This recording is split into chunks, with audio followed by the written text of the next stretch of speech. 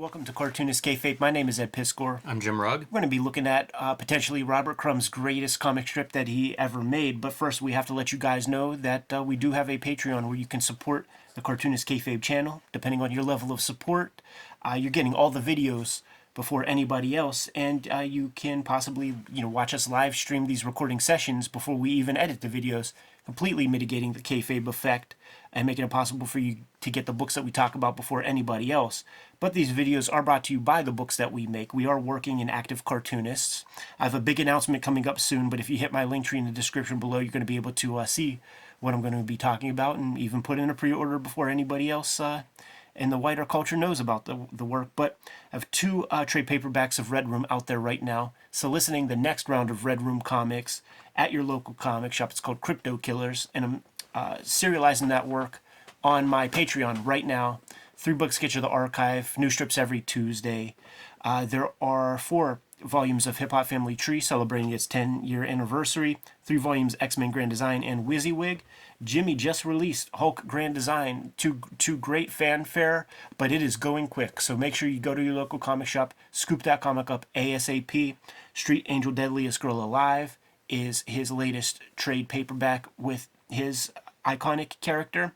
Street Angel Princess of Poverty is going to be coming out in a couple of months, and that will collect all the rest of Jimmy Street Angel comics that he's ever made.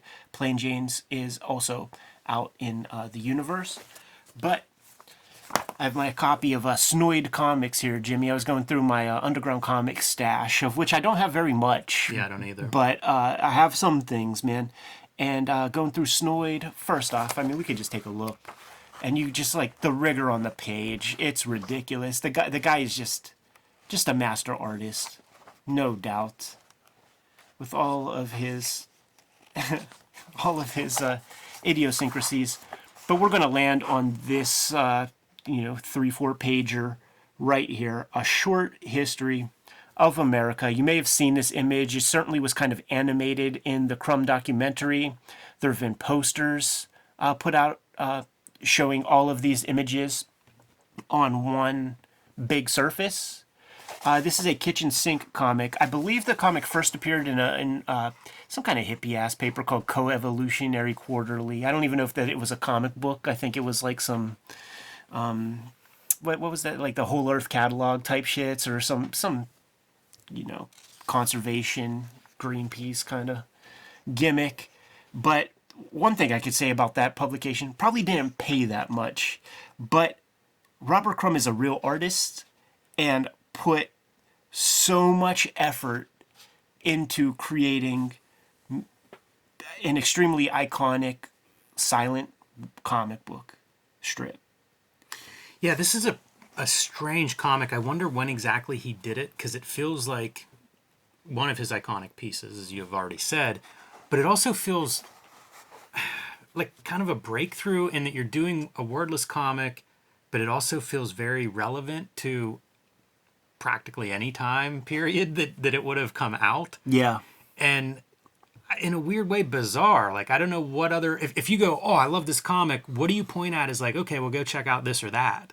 It's pretty unusual. It is. And I do have something that sort of comes to mind here by Richard McGuire. Yes. Where it's one static image, a camera pointed in a direction, and he takes you through like the Mesozoic period and shit like that. That's brilliant. That is the perfect comic to point to from here, and it kind of makes me wonder what both of those cartoonists are thinking about whenever they're making these things. Yeah.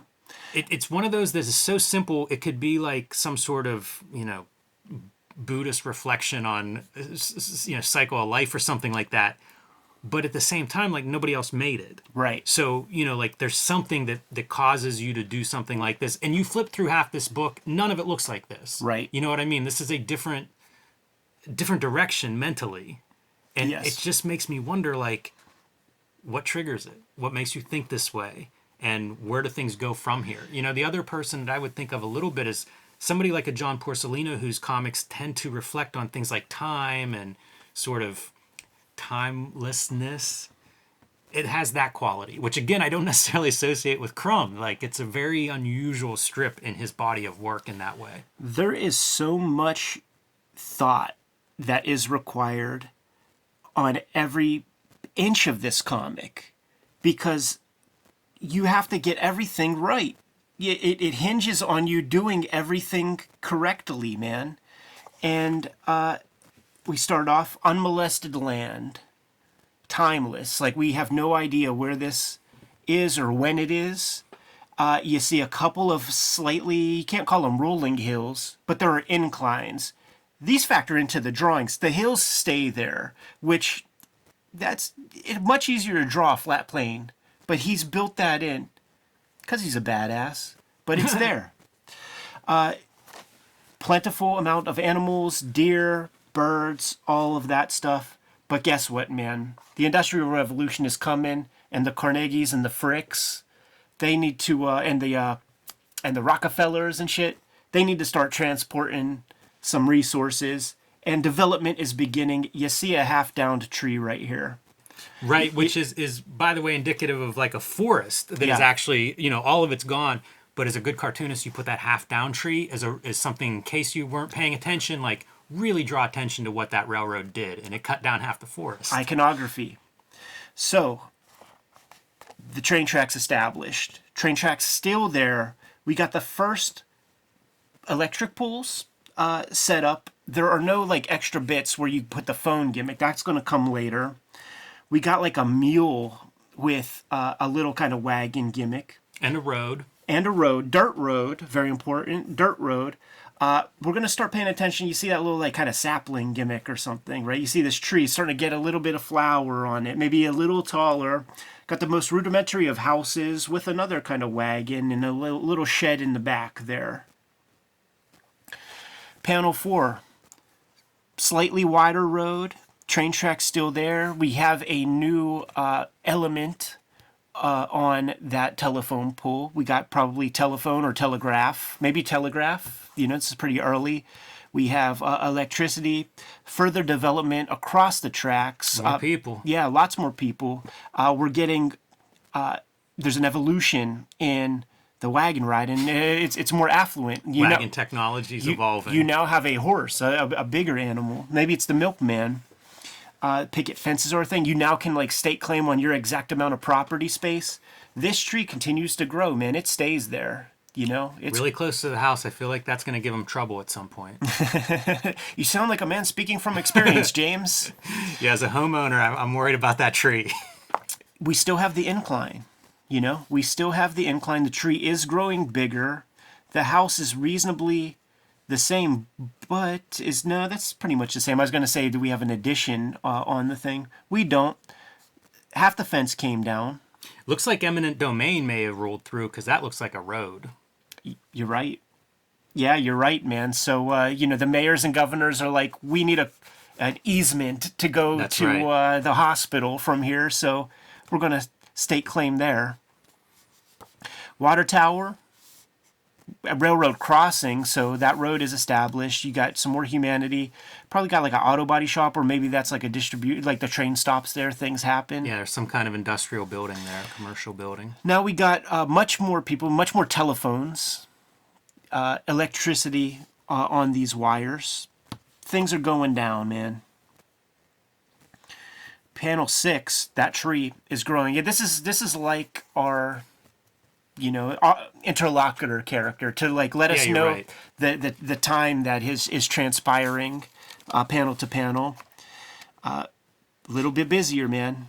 Got your wagon. Yeah, traffic now. Maybe that could even be an early car. Yeah, it's possible, but because there's more than one, I'm going to use that plural and say traffic. Yes, that's good. That's good.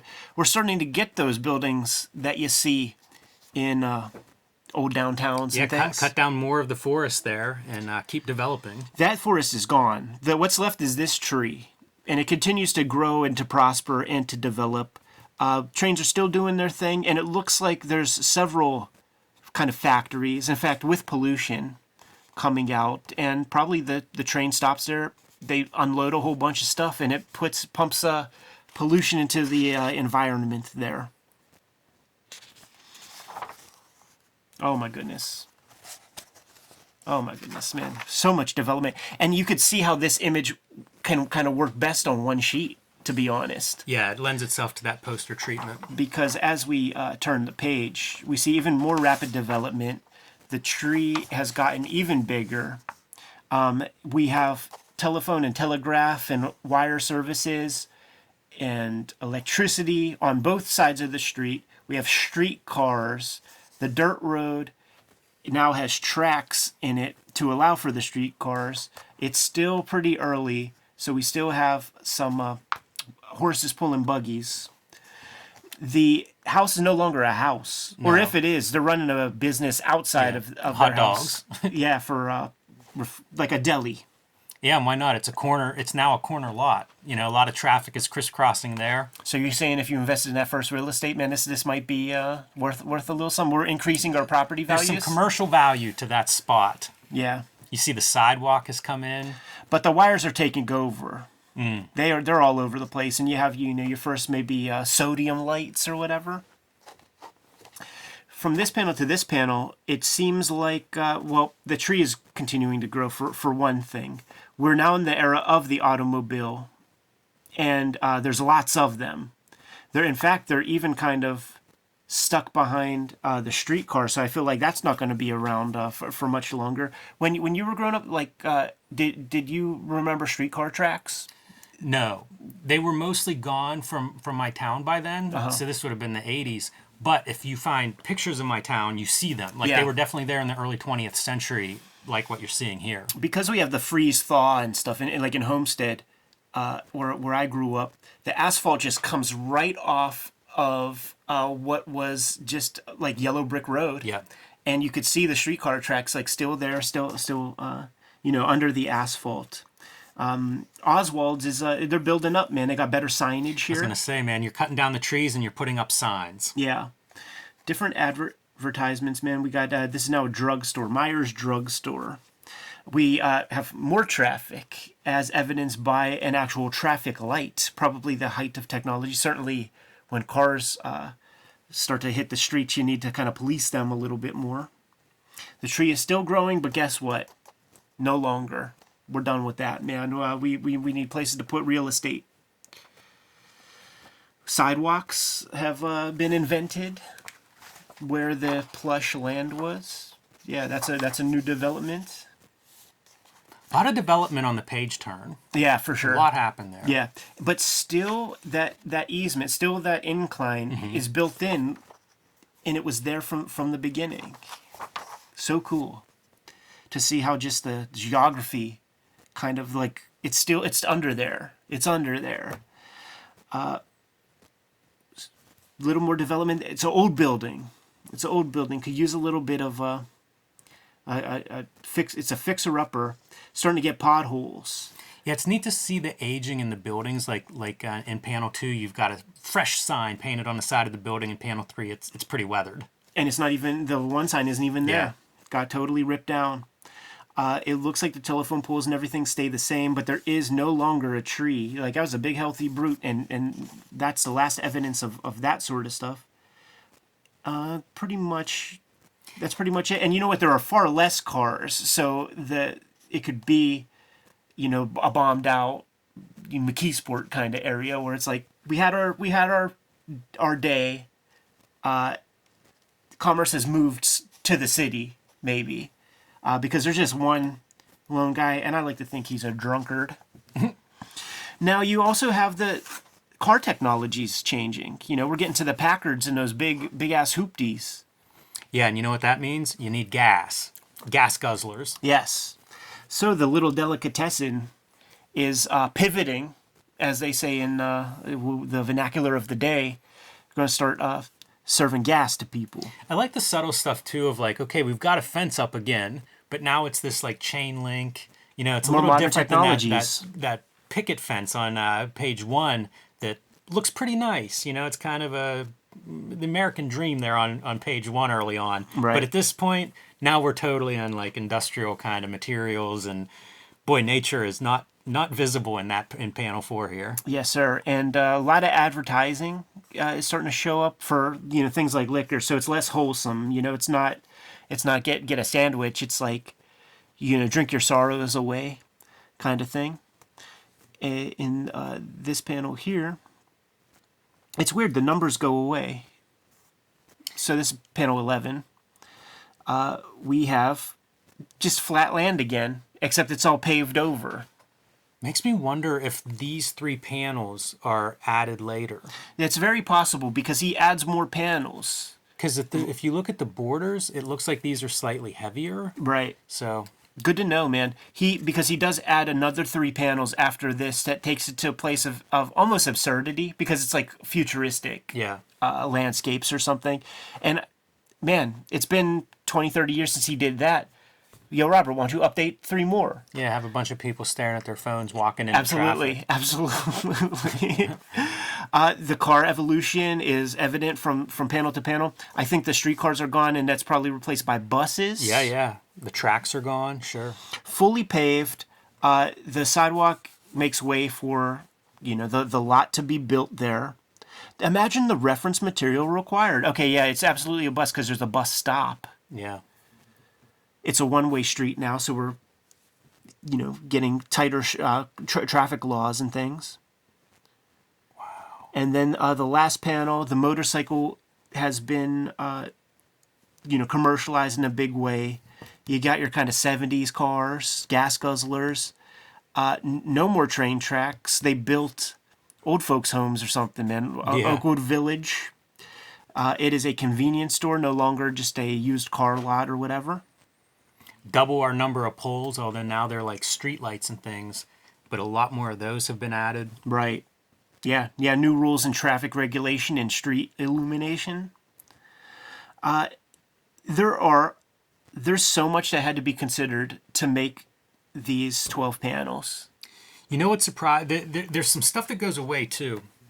Like this traffic light shows up, but then it's done away with. Because it's just a one-way street. Yeah. So maybe that, gotcha, maybe it's this that handles the whole thing.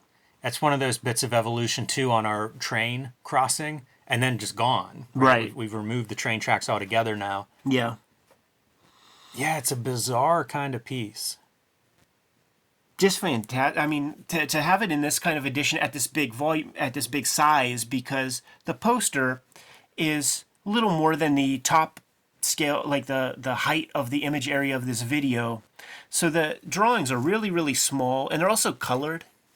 So to have, and once again, it's SNAIL Comics, where you can get this strip, at comic book size, and really study the drawing, and really look at the drawing, and just kind of ponder, the decades that go by. Maybe everyone is 10 years. Yes. Something like that.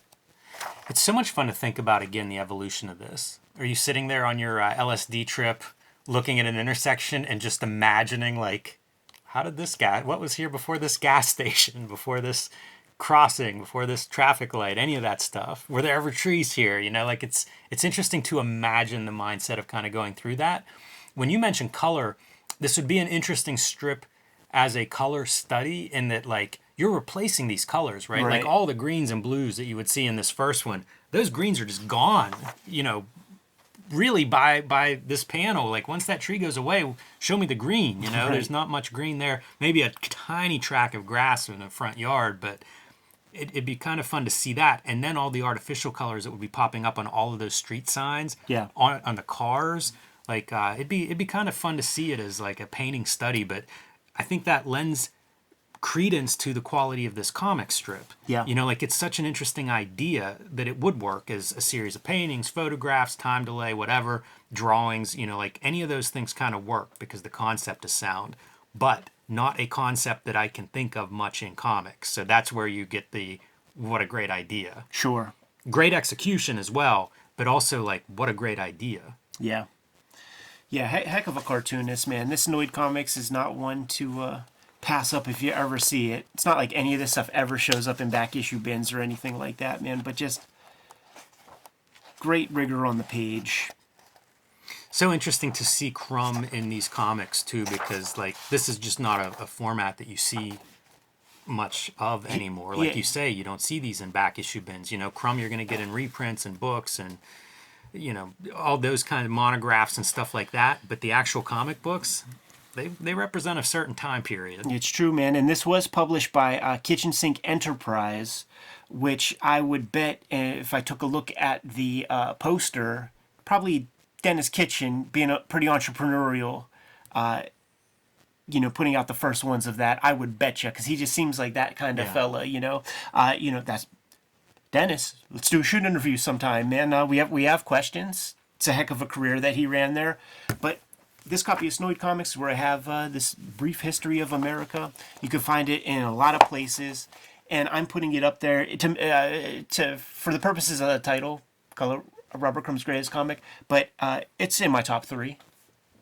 Good to go? I am. Kayfabers, like, follow, subscribe to the YouTube channel, hit the bell, we'll notify you when new vids are available, and we have a Patreon where you can support the channel in a big way, and by doing that, we're able to deliver you the videos before anybody else gets to see them, and our King Kayfabers get all the videos before anybody else, and they're watching us stream this recording session in real time, can interact with us in between when the camera's on and off and things like this, but the videos are brought to you by the books that we make. So Jimmy, tell the people what you have out there.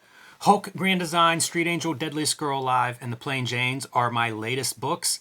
Coming very soon, Street Angel, Princess of Poverty from Image Comics. You can pre-order that now wherever you get your books, and you can join me on patreon.com/JimRugg to see a lot more of my comics and art, download out-of-print zines and mini comics, and see what I am working on next. 2 Red Room trade paperbacks are out at your local comic shop right now. Trigger Warnings and The Antisocial Network. I am soliciting new Red Room comics right now. It's called Crypto Killers. To your local comic shop right now, they can order the first 2 issues so far. I'm serializing those comics on my Patreon.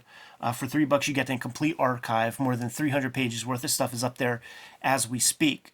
Got a big project coming up soon, but if you hit my link tree, you're going to be able to see what it is, because it's the very first thing in my link tree. There are 4 volumes of Hip Hop Family Tree out there in the wild right now, which is celebrating its 10th anniversary this year. 3 volumes X-Men Grand Design, and WYSIWYG is out in the wild. Jimmy, what else do we have going on? Subscribe to the Cartoonist Kayfabe newsletter at the links below this video. You can also find Cartoonist Kayfabe t-shirts, merchandise, mugs, hats, fanny packs, stickers, all kinds of cool stuff at our spread shop. That link is also under this video. Fantastic ways to support the Cartoonist Kayfabe channel and keep these videos coming to you on a very regular basis. Jimmy, given those marching orders, we'll be on our way. Read more comics.